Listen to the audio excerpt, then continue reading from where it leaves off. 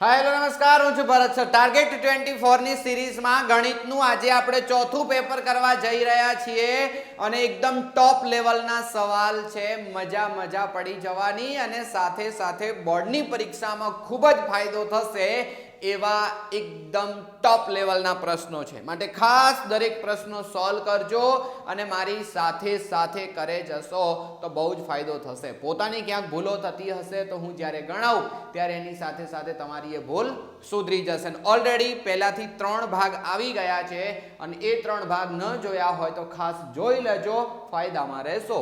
તો આગળ વાત કરીએ કે જો સમીકરણ યુગમાં x - ky = 2 અને 3x + 2y = -5 અનન્ય ઉકેલ હોય. હવે આ શબ્દ તમારે ખાસ પકડવાનો છે કે અનન્ય ઉકેલનો મતલબ શું થાય. ઉકેલ એક અને માત્ર એક જ ઉકેલ હોય એની વાત છે. તો હવે વિચારો કે એક અને માત્ર એક ઉકેલ હોય એવી શરત ક્યારે હતી? તો a1/a2 અને b1/b2 નોટ ઇક્વલ ટુ આ બંનેના x નો સહગુણક અને y નો સહગુણક જ્યારે આપણે ભાગાકાર કરીએ તો જો બંને સરખો નથી થતો તો એનો મતલબ શું હતો કે એક ઉકેલ મળશે. હજી બીજી પણ ઘણી બધી શરતો છે કે છેદતી રેખાઓ હશે, બે એક જ બિંદુમાં છેદશે, એના પછી સુસંગત છે. જે આ થિયરી છે આખી એ ખાસ સમજદારીથી કરી લેજો, કારણ કે આ બે સરખા છે, સરખા નહીં. જો સરખા હોય તો ત્રીજું સરખું હોય અને ન હોય એની શરતો ખબર હોવી જોઈએ. જેમ જેમ પેપર કરતા જઈશું એમ બધામાં અલગ અલગ શરતો મેં એડ કરી છે, એ તમને શીખવાડતો જઈશ. એટલે કહું છું કે પહેલાથી છેલ્લે સુધી દરેક સિરીઝના વિડીયોઝ જોઈ લીધા તો તરી જશો, બહુ જ ફાયદો થશે. દેખો, આ x નો સહગુણક એટલે a1 એટલે 1, અહીંયા x નો સહગુણક એટલે a2 બંનેનો ભાગાકાર કરવાનો, અહીંયા y નો સહગુણક એટલે -k અને અહીંયા y નો સહગુણક એટલે +2. હવે અહીંયા કીધું છે અનન્ય ઉકેલનો મતલબ આ બે સરખા નથી, આવું કન્ફર્મ થઈ ગયું. હવે k ને કરતા બનાવો એટલે આપણું કામ પૂરું. આ બગડો ભાગાકારમાં છે, આ બાજુ આવે ગુણાકારમાં, તો 2/3 = -k. હવે કોઈને થશે કે સાહેબ બરાબર હોય તો આવું કરીએ, તો નોટ ઇક્વલ ટુ છે તો શું એ શરતો લાગુ પડે? જે સામે લઈ જવાના પ્લસ માઇનસ એ બધા નિયમો કોમન જ છે, માત્ર ને માત્ર અહીંયા નોટ ઇક્વલ ટુ લાગે, બીજું કંઈ ફરક ના પડે. આ બાજુ માઇનસ છે, માઇનસ સામે જતા રહેશે, અથવા બે બાજુ માઇનસ વડે ગુણો એવું બી કહી શકાય. તો આને માઇનસ વડે ગુણ્યા એટલે પ્લસ થઈ ગયા. તો આવું કઈ જગ્યાએ દેખાય છે? k = -2/3, તો એ કરેક્ટ આન્સર છે. નેક્સ્ટ, જો સમીકરણ ax² + bx + c = 0 ના બીજ એકબીજાના વ્યસ્ત હોય. દેખો અહીંયા આ છે ચોથા ચેપ્ટરની વાત, પણ આપણે ચોથાથી જતા રહીશું ચેપ્ટર 2 માં. કેમ? તો બતાવું. દેખો કે બીજ એકબીજાના વ્યસ્ત હોય તો દ્વિઘાત બહુપદી યા દ્વિઘાત સમીકરણ. જો સમીકરણ હોય તો બીજ મળે, ઉકેલ મળે, પણ જો દ્વિઘાત બહુપદી હોય તો એના શૂન્યો મળે. તો આપણે જાણીએ છીએ કે જો શૂન્યો એકબીજાના વ્યસ્ત હશે તો એનો ગુણાકાર 1 થશે. શૂન્યો એકબીજાના વ્યસ્ત હોય તો ગુણાકાર 1 મળે, કારણ કે બે વ્યસ્ત સંખ્યાઓનો ગુણાકાર કરીએ તો જવાબ 1 આવશે. તો અહીંયા એવું કહે છે કે બીજ એકબીજાના વ્યસ્ત છે તો એનો ગુણાકાર થશે 1. તો હવે શૂન્યનો ગુણાકાર જો 1 થતો હોય તો આના ઉપરથી b/a પ્રમાણે સાદુરૂપ આપી દો તો જવાબ શું આવશે? માઇનસ ગુણાકાર છે ને c/a આવશે. c/a = 1 થશે, તો c બરાબર શું આવે? 1. જો કોઈ દ્વિઘાત સમીકરણ હોય એની અંદર a અને c સરખા હોય, એટલે કે અચળ પદ અને x નો સહગુણક સરખા હોય, તો એના શૂન્યો શોધવામાં આવે યા એના બીજ કે ઉકેલ શોધવામાં આવે તો એ વ્યસ્ત આવશે. શૂન્યો વ્યસ્ત આવશે, બીજ વ્યસ્ત આવશે, ઉકેલ વ્યસ્ત આવશે. બટ ક્યારે? c બરાબર a હોય તો. તો આવું કઈ જગ્યાએ તમને દેખાય છે? કરેક્ટ આન્સર છે a. સમાંતર શ્રેણી a = 8, d = 4, તો એ 10 શોધો. બિલકુલ આસાન પ્રકારનો પ્રશ્ન કહેવાય. a10 = a + 9d. કેવી રીતે આવ્યું? સૂત્ર છે an = a + n - 1 * d, એટલે કે જેટલા નંબરનું પદ શોધવું હોય એના કરતાં 1 ઓછા ડી અને એ. એની જગ્યાએ આપણી પાસે 8 છે. ડિસ્ટન્સ આપેલું છે ઓલરેડી 4, તો કેટલા થઈ ગયા 8 અને 9 ચોક 36. તો હવે બે ભેગા કરો એટલે કેટલા થઈ જશે 44. તો સી આપણો સાચો જવાબ છે. m = xy નું ઉગમ બિંદુ 0 0 થી અંતર કેટલું થશે? ગઈ વખતે મેં વાત કરી હતી ગયા વિડીયોની અંદર બી કે જ્યારે ઉગમ બિંદુથી અંતર શોધવું હોય તો જેના યામ જાણતા હોઈએ એનો વર્ગ કરી દેવાનો, કારણ કે x - 0 નો વર્ગ એટલે x નો વર્ગ થશે વત્તા y - 0 નો વર્ગ એટલે એનો વર્ગ થશે ને ઉપર આવશે છાપરું, એટલે કે OM નું અંતર કેટલું થશે? તો આ આપણો સાચો જવાબ કહેવાય. રાઈટ. ચલો એના પછી 1 + tan² θ = શું થાય? સૂત્ર છે દેખો, આપણે મુખ્ય સૂત્ર જાણીએ છીએ કે sin² θ + cos² θ = 1. ભાગી દો. હવે કોના વડે ભાગીશું? તો આપણે જોઈએ છે tan. તો sin ભાગ્યા cos હોય ને તો tan આવે, તો આને cos વર્ગ વડે ભાગી દીધા. આને cos વર્ગ વડે ભાગો એટલે 1 અને આને cos વડે ભાગો એટલે 1/cos એટલે sec વર્ગ θ થઈ જશે. હવે અહીંયા શું જોઈએ છે? 1 + tan ની ઉપર છાપરું જોઈએ છે ને, તો બે બાજુ વર્ગમૂળ લઈ લો, અહીંયા પણ વર્ગમૂળ લઈ લો. તો આવું તો આપણે જોઈએ છે અને અહીંયા વર્ગમૂળ કેન્સલ થઈ જશે. તો sec θ ની કિંમત થશે વર્ગમૂળમાં tan² + 1. તો આપણને અહીંયા જવાબ મળશે C. ખતમ. નેક્સ્ટ, ચડતા ક્રમે અવલોકનો ગોઠવેલા છે અને મધ્યસ્થ 16 આપેલો હોય તો x શોધો. આને અવર્ગીકૃત માહિતી કહેવાય. દેખો 6 7 x - 2 x 17 અને 20. અવર્ગીકૃત માહિતીનો નિયમ શું છે કે જો એકી સંખ્યામાં અવલોકન હોય તો એનું સૂત્ર છે મધ્યસ્થ = n/2 n+1/2 મું અવલોકન. માનો કે 5 અવલોકન હોય, 5 અવલોકન, તો 5 + 1 એટલે 6 એના ભાગ્યા 2 એટલે તે ત્રીજા નંબરનું અવલોકન છે. પોતે જવાબ કોઈ ગણતરી નહીં કરવાની. ક્યારે? એકી સંખ્યામાં. ધારો કે 11 અવલોકન છે તો 11 + 1 એટલે 12 ભાગ્યા 2 એટલે છઠ્ઠું અવલોકન સીધો જવાબ. બટ ક્યારે? ચડતા ક્રમમાં ગોઠવ્યા પછી. જો બેકી સંખ્યામાં અવલોકનો હોય તો મધ્યસ્થ શોધવાનું સૂત્ર શું છે? તો n/2 મું અવલોકન વત્તા n/2 + 1 મું અવલોકન અને ભાગાકારમાં આવશે 2. આટલું મોટું કામ કરવું પડે. આની અંદર સસ્તામાં પતે એવું કરી આપું. દેખો 1 2 3 4 5 ને 6 અવલોકન છે ને, આ બાજુથી 2 કાઢી નાખો, આ બાજુથી 2 કાઢી નાખો. હવે વચ્ચે જે 2 વધ્યા એ બંનેનો સરવાળો ભાગ્યા 2 એટલે આપણો જવાબ. તો અહીંયા ખરેખર શું થશે? આવો દાખલો બી ખાસ પૂછાય છે. મધ્યસ્થ = આ બંનેનો સરવાળો એટલે x - 2 + x અને ભાગાકારમાં આવશે 2. હવે મધ્યસ્થ પહેલાથી આપી દીધો છે 16, તો અહીંયા 16 મૂકી દો. બગડો ભાગાકારમાં છે, ઉપર જાય ગુણાકારમાં. અહીંયા ના ઉડાડતા, આ સરવાળા સ્વરૂપે હોય તો ના ઉડે કોઈ દિવસ. આ થઈ ગયા 2x - 2m નો m. આ થઈ ગયા કેટલા? 16 × 32. બગડો સામે જાય તો પ્લસ, તો અહીંયા કેટલા થશે? હવે 34 ના ભાગાકારમાં 2, તો કામ પૂરું. x = 17. આવી રીતે રૂઢી અને રૂપાળી પ્રક્રિયા કરવાની છે. તો x ની જગ્યાએ કોણ હશે? 17 હશે. ઓકે વાત. ચલો નેક્સ્ટ, ગુસ્સા આપેલો છે અને ગુસ્સા શોધવાનો છે. કેવી રીતે શોધીશું? દેખો સિમ્પલ પ્રોસેસ છે. જેટલી પણ સંખ્યા આપેલી હોય એ બધાના અવિભાજ્ય અવયવો પાડવાના. અવયવો પાડતા જે બધામાં હોય એ આપણો જવાબ. તો દેખો 15 ના અવયવો કોણ આવશે? 3 × 5 = 15. 24 ના અવયવો 8 તરી 24, પણ આઠડાનો મતલબ થશે 2 નો ઘન. અને 42 તો 7 × 42, તો 2 તરી 6 × 7 આવું થાય. હવે દેખો બધામાં હોય એવું તમને કોણ દેખાય છે?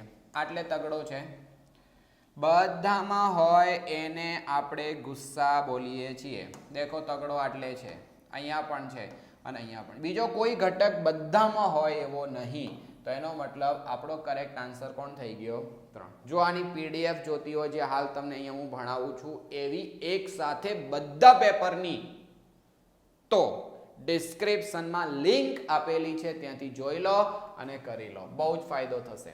ત્રિઘાત બહુપદી આપેલી છે, ના શૂન્યનો ગુણાકાર કેટલો થશે. હવે ઓફિશિયલી જોવા જાઓ તો ત્રિઘાત બહુપદીના શૂન્ય વાળો ટોપિક આપણા સિલેબસમાં નહીં અત્યારે, બટ છતાં ત્રિઘાત બહુપદી વડે ક્યારેક પૂછાય છે. દેખો ત્રિઘાત બહુપદીની થિયરી તમને સમજાવી દઉં કે એની અંદર 3 શૂન્ય હોય, 3 શૂન્યનો સરવાળો શોધવાનું સૂત્ર છે -b/a.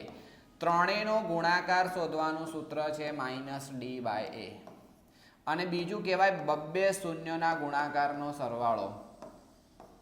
બબ્બે શૂન્યના ગુણાકારનો સરવાળો તો આલ્ફા અને ગામા, તો c/a. આ ત્રણ સૂત્રો ખાસ ખબર રાખવાની. તો અહીંયા શું પૂછ્યું છે તમને? શૂન્યનો ગુણાકાર. તો શૂન્યનો ગુણાકાર શોધવાનું સૂત્ર -d/a. તો દેખો આ a કહેવાય, આ b છે, આ c છે અને આ d છે. તો -m ના m અહીંયા છે 8 અને a એટલે કોણ છે? 2. તો જવાબ કેટલો થઈ જશે? -4. તો જે રીતે તમને પ્રશ્ન પૂછ્યો છે એ રીતે ખાસ ધ્યાનથી કામ કરવાનું. Next, cot square - cosec square is equal to શું થશે? દેખો હમણાં થોડી વાર પહેલા મેં એક સૂત્ર લખાવી આપ્યું હતું કે sin square theta plus cos square theta is equal to 1. તો હવે અહીંયા આપણે cot જોઈએ છે. તો cot કેવી રીતે આવશે? આને sin વડે ભાગી દો તો 1, આને sin વડે ભાગો એટલે cot સ્ક્વેર થીટા, અને આને sin વડે ભાગો એટલે cosec સ્ક્વેર થીટા થઈ જશે. હવે કેવું માંગ્યું છે? દેખો cot વર્ગ - cosec વર્ગ. cot ત્યાંના ત્યાં, cosec ને માઇનસમાં જોઈએ છે તો શું થઈ જશે? cot સ્ક્વેર થીટા ત્યાંના ત્યાં, cosec વર્ગને આ બાજુ લાવો, cosec વર્ગને આ બાજુ લાવો તો એકડો સામે લઈ જવો પડશે. તો એકડો આ બાજુ પ્લસ છે, સામે જાય તો માઇનસ થઈ જશે. નેક્સ્ટ, વર્તુળની બહારના બિંદુ P માંથી દોરેલો સ્પર્શક. સમજો ધ્યાનથી. કોઈ એક વર્તુળ છે, એની બહાર વર્તુળના બિંદુ, એટલે આ જે બિંદુ છે ને વર્તુળનું બિંદુ છે. રકમને નહીં સમજો તો ક્યારે સફળ નહીં થાઓ, યાદ રાખજો. રકમ સમજવી એ સૌથી પહેલા અડધું યુદ્ધ જીત્યા બરાબર કહેવાય. તો દેખો કે વર્તુળની બહારના બિંદુ, વર્તુળની બહારના બિંદુ, ઓકે ચલો, વર્તુળની બહારના બિંદુ P માંથી દોરેલા બે સ્પર્શકો. ચલો વર્તુળમાંથી બહારના બિંદુમાંથી બે સ્પર્શકો દોરવા છે. આ જગ્યાએ રાખીએ આપણે, અહીંયા રાખીએ, P ને ત્યાં ખસેડી દઈશું અને એક રાખીએ આટલે. રકમને ધ્યાનથી અને પ્રેમથી વાંચવાની, તો તમને લોકોને ક્યારેય તકલીફ નહીં પડે, એની મારી જવાબદારી છે ભાઈ. દેખો આવી રીતે આને આપણે સેટ કરીશું. રકમ સમજવી એ સૌથી મોટી ક્રિયા કહેવાય. તો આ P આટલે છે, રાઈટ. હવે રકમને ફરી આપણે વાંચીએ કે વર્તુળની બહારના બિંદુ P માંથી દોરેલા બે સ્પર્શકો PA અને PB છે. ચલો ઓકે ઠીક है, समझ गए. જો PAB 45, જો PAB એટલે કે આ જે ખૂણો છે આટલે, આ ખૂણો 45 અંશનો છે, તો PBA શોધો. PB અને A શોધો. આ કેટલો થશે? તો તમને લોકોને 10.2 પ્રમેય ખબર હોવી જોઈએ. પ્રમેય 10.2 એની અંદર શરત શું છે કે બહારના બિંદુમાંથી દોરેલા સ્પર્શકોની લંબાઈ હંમેશા સરખી થાય. તો એનો મતલબ આ બે બાજુઓ તો સરખી થઈ ગઈ. હવે આપણી જોડે એક આવો ત્રિકોણ બન્યો છે આમ, અને આની આ બે બાજુઓ સરખી છે. અને જો બે બાજુઓ સરખી હોય તો ધોરણ 9 માં પ્રમેય આવતો, ધોરણ 9 ચેપ્ટર 9 વર્તુળ ચેપ્ટરની અંદર એવું આવતું કે અહીંયાથી બે બાજુઓ સરખી હોય તો બે ખૂણા પણ સરખા થાય, બે સામે સરખી બાજુઓની સામેના ખૂણા સરખા થાય. તો હવે વિચારો કે આ એક આપણી જોડે ત્રિકોણ છે અને આ બે બાજુઓ સરખી છે, તો જેટલું માપ આનું છે એટલું જ માપ અહીંયા હશે. તો જોઈ લો, આપણી જોડે PAB આપેલો હતો અને PBA શોધવો હતો, તો એનું માપ કેટલું થઈ જશે? 45. થિયરિકલ પોઈન્ટ્સ યાદ હશે અને આવી પ્રેક્ટિસ કરેલી છે. હવે મને ગેરંટી સાથે વિશ્વાસ છે કે તમને આવો પ્રશ્ન પૂછાશે અલગ માપવાળો તો પણ આવડશે. કાંઈ કહો? કારણ કે તમે આ વસ્તુ શીખ્યા છો. એટલે ખાસ સમજદારીથી કામ કરજો. A ની કિંમત આપેલી છે, સિગ્મા FID આપેલા છે, FI આપેલા છે, તો x આપણને શોધવા કીધા છે. કઈ રીતે શોધી શકે? એકદમ મસ્ત અને રૂઢિરૂપાળી ક્રિયા છે. દેખો, આપણે શોધવું શું છે? મધ્યક x બાર આપ્યું શું છે? તો di આપેલા છે, એનો મતલબ કઈ રીત કહેવાય? ધારેલા મધ્યકની રીત. તો a is plus sigma FI di અને ભાગાકારમાં સિગ્મા FI. અહીંયા h ન આવે. હવે દેખો, તો a બરાબર કેટલા છે આપણી જોડે? 42.5. સિગ્મા FI di કેટલા છે? તો 23 અને સિગ્મા FI કેટલા છે? 20. બસ આ બધાનો ભાગાકાર કરી દો એટલે આપણો જવાબ આવી જશે. તો આનો ભાગાકાર કેટલો થશે? તો 23 ભાગ્યા આપણે 20 કરવાના છે. તો 20 એકા 20, 3 વધશે, પોઈન્ટ મૂકો તો ઉપર બી પોઈન્ટ મૂકવો પડે, તો 30 થશે અને ફરી કેટલા થશે? 20 એકા 20, કેટલા વધ્યા? 10 એટલે 100 થઈ ગયા. તો 20 પંચા 100, 1.15 જવાબ આવે છે. હવે ઘણા લોકો નાનો સરવાળામાં બી સમસ્યા હોય, તો 42.5 રૂલ્સ શું કહે છે કે પોઈન્ટની નીચે પોઈન્ટ આવવો જોઈએ. કમ્પ્લીટ પોઈન્ટની નીચે પોઈન્ટ સેટ કરી દો, આગળ એકડો અને અહીંયા મૂકી દો 15. પોઈન્ટની નીચે પોઈન્ટ, બીજા બધા સંખ્યા આગળ પાછળ જે લાગુ પડે મૂકી દેવાની. તો અહીંયા હવે આનો શું કરવાનો છે? આપણે સરવાળો કરવાનો છે. તો 5, 65, 43.65 આનો આપણો જવાબ આવશે. તો 43.65 ક્યાંય છે? આવી રીતે આપણે કામ કરવાનું છે. નેક્સ્ટ, લીપ વર્ષના સપ્ટેમ્બર મહિનામાં. દેખો, લીપ હોય યા બિન લીપ, કોઈ બી લીપ હોય, કોઈ બી વર્ષ હોય, એનાથી આપણને કંઈ ફરક નહીં પડતો, કારણ કે આપણે વાત કરીએ છીએ સપ્ટેમ્બર. લીપ અને સામાન્ય વર્ષનો ફરક આખા વર્ષ માટે અને માત્ર ફેબ્રુઆરી માટે પડે. સપ્ટેમ્બરને એની હારે કોઈ જ લેવા દેવા નથી. તો અહીંયા સપ્ટેમ્બરની વાત હોય તો સપ્ટેમ્બરના ટોટલ દિવસો ગણો. તો જાન્યુઆરી, ફેબ્રુઆરી, માર્ચ, એપ્રિલ, મે, જૂન, જુલાઈ, ઓગસ્ટ, સપ્ટેમ્બર, ઓક્ટોબર. સપ્ટેમ્બર એટલે કેટલા છે? ખાડામાં છીએ એટલે 30 દિવસનો મહિનો છે. તો હવે જ્યારે આપણે વાત કરી હતી કે 30 દિવસ હોય તો 28 થી મેં તમને શરૂઆત કરીને કીધું હતું 0. આગળના વિડીયો જોયા હશે તો ફાયદો થશે, ના જોયા હોય તો સમય કાઢી અને ખાસ જોઈ લેજો. આટલા વધારાના દિવસો કહેવાય. ઓકે, તો આ અંશ કેવી રીતે લખવાનો એ નક્કી થશે. જો ટોટલ દિવસો 28 હોય તો 0/7, 29 હોય 1/7, 30 હોય 2/7, 31 હોય 3/7, 365 હોય 1/7, 366 હોય 2/7. હવે આપણી પાસે સપ્ટેમ્બર છે તો કઈ જગ્યાએ લાગુ પડે? 30. તો અંશમાં 2 આવશે અને છેદ ફિક્સ છે 7 આવશે. પતી ગયું.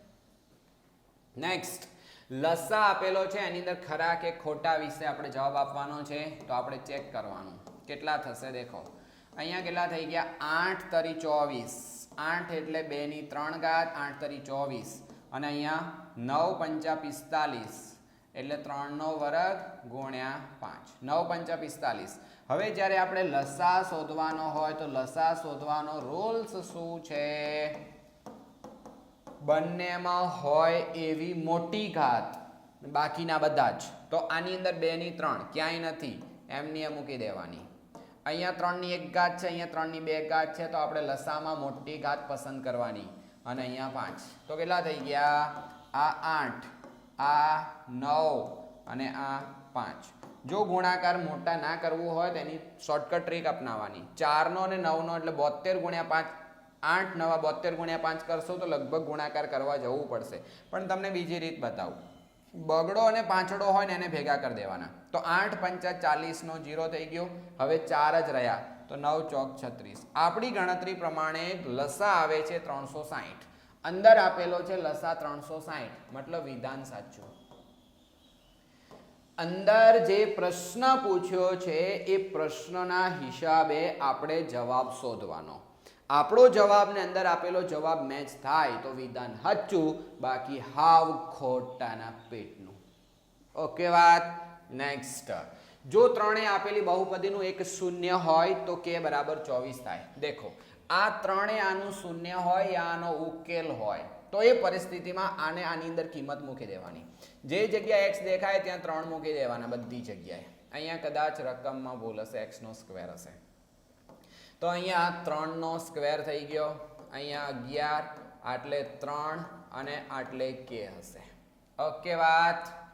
હવે શૂન્ય છે એટલે આ 0 થઈ જશે. 3 નો વર્ગ એટલે 9 અને આ કેટલા થશે 11 તરી 33 અને વત્તા 9. હવે આની અંદર આ બે ભેગા કરો તો 33 માંથી 9 કાઢો એટલે કેટલા વધશે -24 પ્લસ k. અને આપણે k શોધવાનો છે તો 24 ને પકડીને સામે લઈ જાઓ તો 24 પ્લસ થઈ ગયા તો k = 24. તો આપણી જોડે પણ 24 છે તો અહીંયા કેટલા થઈ જશે વિધાન સાચું થઈ જશે. નેક્સ્ટ, બે સમીકરણો આપેલા છે અને આને અનંત ઉકેલ છે.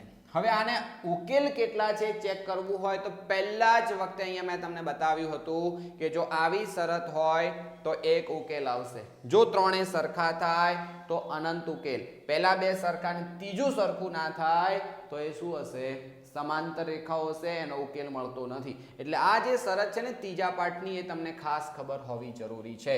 તો દેખો આની અંદર કઈ શરતનું સમાધાન થાય છે a1/a2 બરાબર b1/b2 અને બરાબર c1/c2.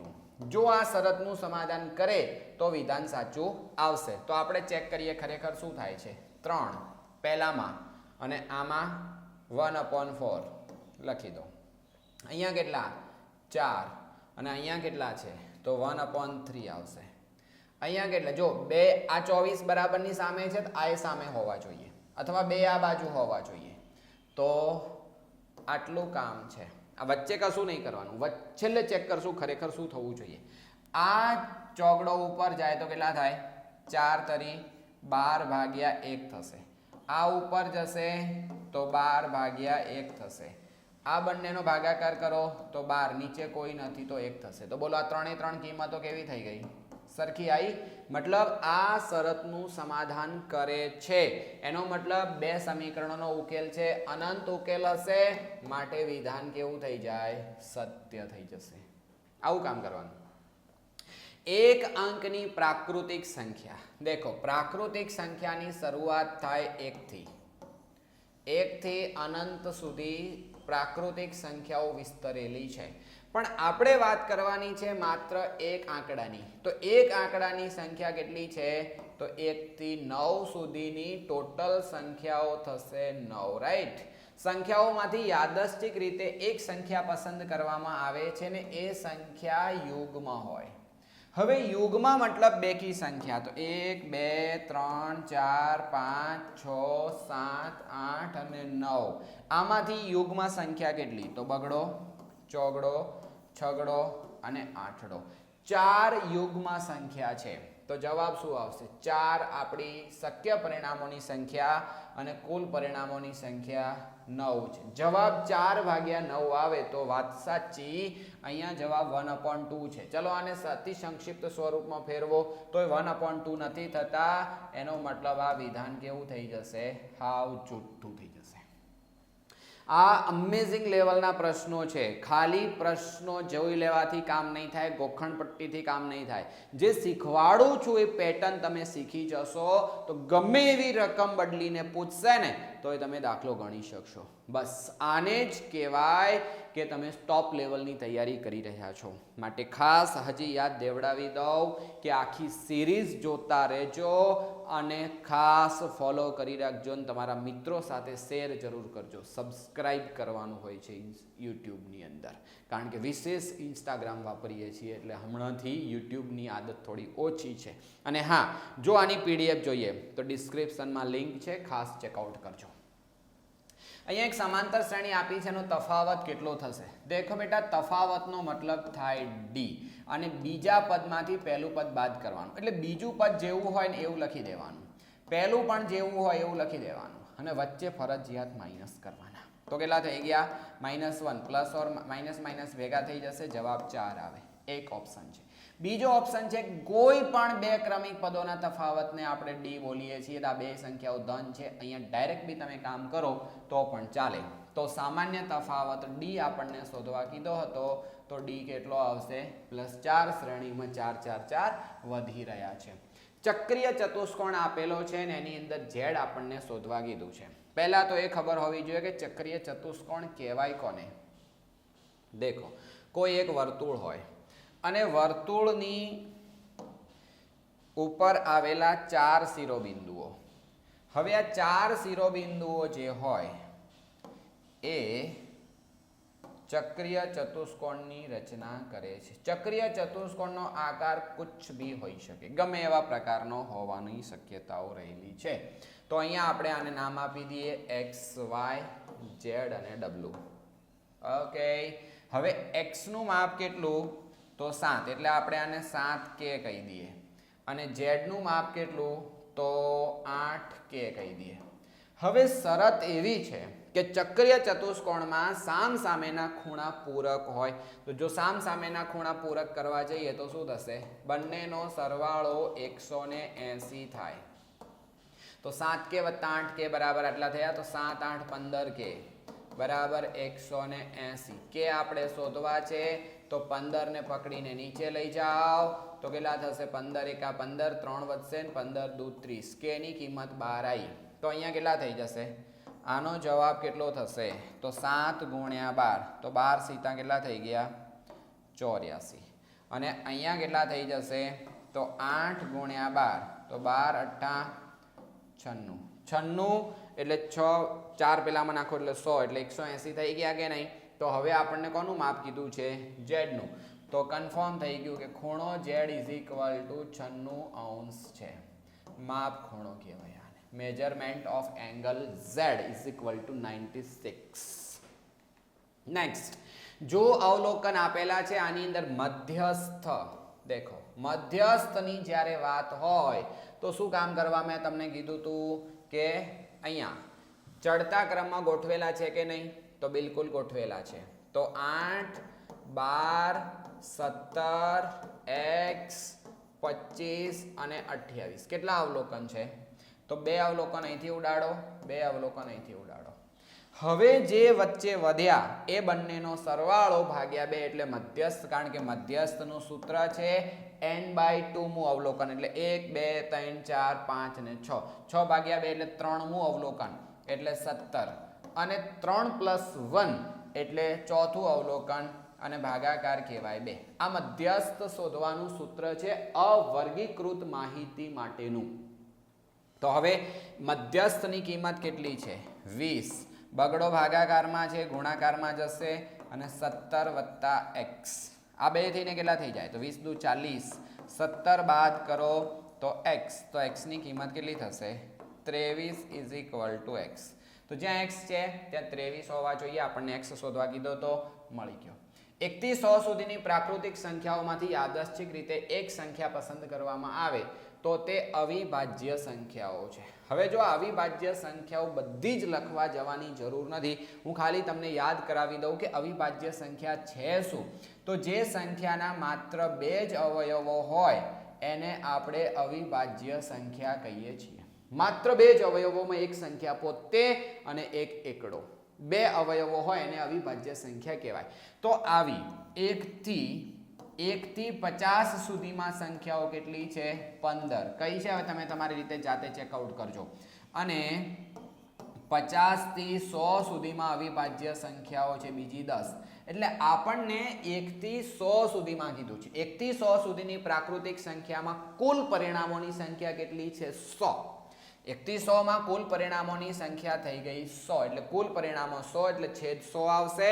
અને આમાંથી એક સંખ્યા પસંદ કરવાની છે અને પસંદ કરેલી સંખ્યા અવિભાજ્ય સંખ્યા હોય તો અવિભાજ્ય સંખ્યાઓ છે 25. તો P of A = જવાબ કેટલો થઈ જશે? આટલો. પણ આપણને સંભાવના શોધવાની છે ને અતિ સંક્ષિપ્ત સ્વરૂપમાં ફેરવવા જરૂરી છે. તો 25 × 25 અને 25 × 4. 25 કેન્સલ. તો જવાબ આવશે 1/4. એવું બી બની શકે કે આનો જવાબ 0.25 પણ આપ્યો હોઈ શકે. કારણ કે પોઈન્ટ છે એટલે સીધા 2 પોઈન્ટ કાપી શકીએ આપણે. તો કોઈ અપૂર્ણાંક સ્વરૂપે લખવાની જરૂર ના પડે, દશાંશ સ્વરૂપે બી આપણે લખી શકીએ. હવે અવિભાજ્ય સંખ્યાઓ તમને ખબર હોવી જોઈએ, ના હોય તો થોડું કહી દઉં. 2 થી શરૂ થાય, 2 3 પછી 5 7 11 13 પછી સીધા 17 19 23 29 31 37 પછી 41 43 આટલી થાય. ગણી લો 1 2 3 4 5 6 7 8 9 10 11 12 13 અને 14. હજી એક બાકી 47 15. 1 થી 50 સુધીની આ સંખ્યાઓ છે જે અવિભાજ્ય સંખ્યાઓ છે, જેના માત્ર 2 અવયવો હોય, એ બીજા કોઈના ઘડિયામાં આવતી નથી. આવી રીતે 1 થી 100 સુધીમાં પૂછ્યું છે તો તમે માત્ર આંકડો યાદ રાખી શકો. 1 થી 100 સુધીમાં 25 અવિભાજ્ય સંખ્યાઓ છે. જોડકા જોડવાના છે. ખાલી જગ્યા શંકુનું ઘનફળ બરાબર નળાકારનું ઘનફળ. દેખો, નળાકારના ઘનફળનું સૂત્ર શું છે પહેલા તો યાદ કરો. નળાકારના ઘનફળનું સૂત્ર શું? તો પાઈ આર સ્ક્વેર ઇન્ટુ એચ. અને શંકુનું ઘનફળ શું છે? તો શંકુનું ઘનફળ શોધવાનું સૂત્ર છે 1/3 પાઈ આર સ્ક્વેર ઇન્ટુ એચ. મતલબ એવો થાય કે જો શંકુનું ઘનફળ શોધવું હોય તો નળાકારના ઘનફળને 3 વડે ભાગવા પડે. તો દેખો અહીંયા શું કહે છે, શંકુનું ઘનફળ બરાબર નળાકારનું શોધવું છે, એટલે કે આ નળાકારનું છે, અહીંયા તગડો નથી જોતો, તગડો સામે, એટલે શંકુને 3 વડે ગુણીએ એટલે કે 3 શંકુનું ભેગું કરીએ ત્યારે જઈ અને એક નળાકારનું થાય. અને અર્ધગોલકનું ઘનફળ બરાબર ગોલકનું ઘનફળ, તો અર્ધગોલક 2 ભેગા કરીએ તો ગોલક થઈ જાય. તો પહેલાનો જવાબ આવશે અહીંયા બી અને આનો જવાબ આવશે આટલે. નેક્સ્ટ, વર્તુળનું ક્ષેત્રફળ અને વર્તુળના ચતુર્થાંશ. જો આવા અલગ યુનિક પ્રકારનો દાખલો પૂછી શકે કે આપેલી માહિતી ઉપરથી જોડકું જોડવાનું છે, વર્તુળનો વ્યાસ છે 28 સેન્ટીમીટર, તો જઈને આ કામ કરવાનું છે. તો દેખો કે 23 નંબરના પ્રશ્ન માટે આપણે શું કામ કરવાનું છે? આપણી જોડે r ની કિંમત છે 14 સેન્ટીમીટર, કારણ કે ત્યાં વ્યાસ આપેલો છે. હવે આપણે વર્તુળનું ક્ષેત્રફળ શોધવું હોય તો સૂત્ર છે પાઈ આર સ્ક્વેર. પાઈનો મતલબ થાય 22 સપ્તમાંશ, અને અહીંયા પાઈ નહીં આલેલા, દેખો તો 22 સપ્તમાંશ અને આની કિંમત 14 ગુણ્યા 14. તો આ કેન્સલ થશે એટલે કેટલા વધશે? 2. આનો એક જુગાડ બી છે, એ પણ તમને બતાવી દઉં. 14 28 ગુણ્યા 22 કરવાના છે તો 280 હોય 0 8 દુ 16 વધી 1 2 દુ 4 ને 1 5 28 દુ 56 અને આટલું થશે તો 6 11 વધી 1 616 આપણો જવાબ આવશે. તો આ 616 થઈ ગયો. તો 616 સેમી સ્ક્વેર. ઓકે, તો દેખો ક્ષેત્રફળ એટલે એકમમાં વર્ગ આવે, જ્યારે અહીંયા શું કહે છે? પરિઘ. પરિઘનો મતલબ માત્ર લંબાઈ હોય, એનો એકમ સેમી. એકમ ઉપરથી જવાબ ખબર પડી જાય, બટ છતાં આપણે રિયલમાં શોધવું હોય તો વર્તુળનો ચતુર્થાંશ. વર્તુળનો ચતુર્થાંશ એટલે શું આવશે? વર્તુળનો ચોથો ભાગ. તો 2 પાઈ આર એ પરિઘ શોધવાનું સૂત્ર છે. 4 વડે ભાગી દો તો 2 એમ અહીંથી બગડો ઉડે છે, જુઓ 2 કેન્સલ કરો, નીચે વધશે 2. પાઈનો મતલબ 22 સપ્તમાંશ. આર નો મતલબ કેટલો થાય? 14, અને નીચે બગડો તો હતો જ. 7 દુ 14, આ સીધા કેન્સલ થઈ જશે. वर्तुळना चतुर्थांश नो परिघ. अच्छा ओके, कुछ और भी ढूंढना पड़ेगा इसके अंदर. देखो शू करवानुं कीधुं छे. हाँ, आपणी जोड़े आ वर्तुळ छे बराबर. वर्तुळनो चतुर्थांश एटले आवुं कीधुं छे, आटले आ चतुर्थांश छे. અને હવે જો એનો આપણે પરિઘ શોધવા જઈએ તો આની રીત કંઈક જુદી થઈ જશે.